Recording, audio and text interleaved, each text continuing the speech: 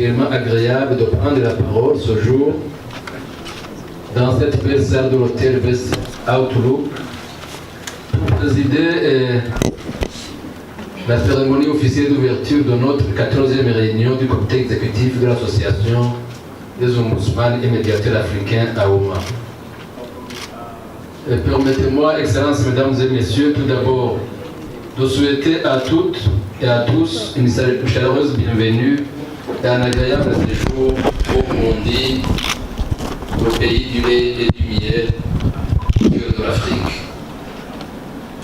Excellences, Mesdames et Messieurs, avant de poursuivre mon propos, je voudrais vous demander de vous lever et observer une minute de silence à la mémoire de Madame Advocate Rendali Patience Marivat, ombudsman militaire adjointe de l'Afrique du Sud, et de Monsieur Jean-Albert Andiranassolo, médiateur adjoint de Madagascar, qui nous ont quittés peu avant la tenue de notre réunion. Une minute de silence, s'il vous plaît.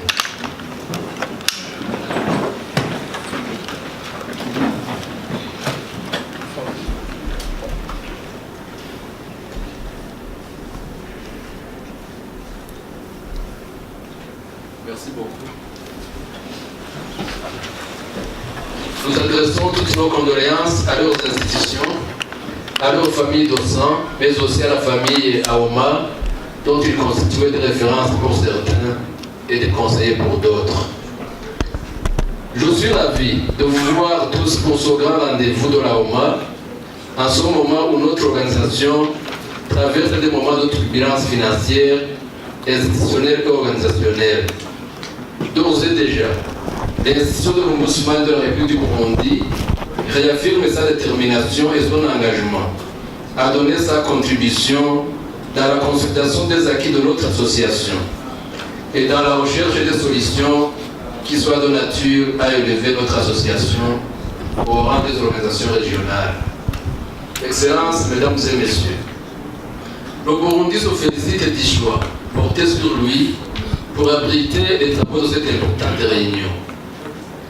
Après quelques moments de turbulence politico-sécuritaire consécutive aux élections 2015, le Burundi a vite retrouvé la paix et la sécurité et la population vague normalement et quotidiennement aux travaux de développement. Le peuple burundais vient par ailleurs de se doter d'une nouvelle constitution adoptée par le référendum le 17 mai 2018 et promulguée le 7 juin 2018. Et cette nouvelle constitution garantit la stabilité des institutions, l'intégration du Burundi au sein de la communauté africaine et maintient l'inclusivité dans la gouvernance politique de notre pays, comme prévu par les accords de paix d'Arusha signés en 2000.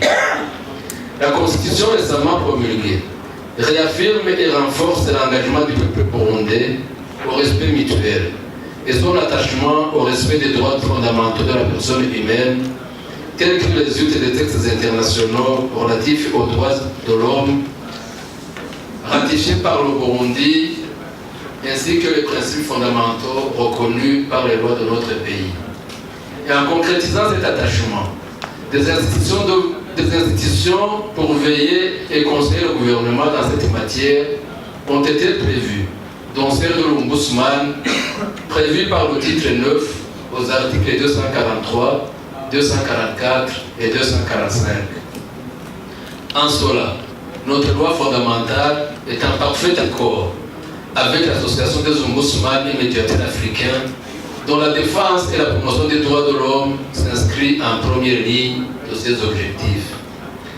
Excellences, Mesdames et Messieurs, à la lumière des points inscrits au programme de notre agenda et au regard des résultats attendus, nous osons croire que les échanges dans ces travaux permettront de trouver des solutions à la hauteur des défis de notre association.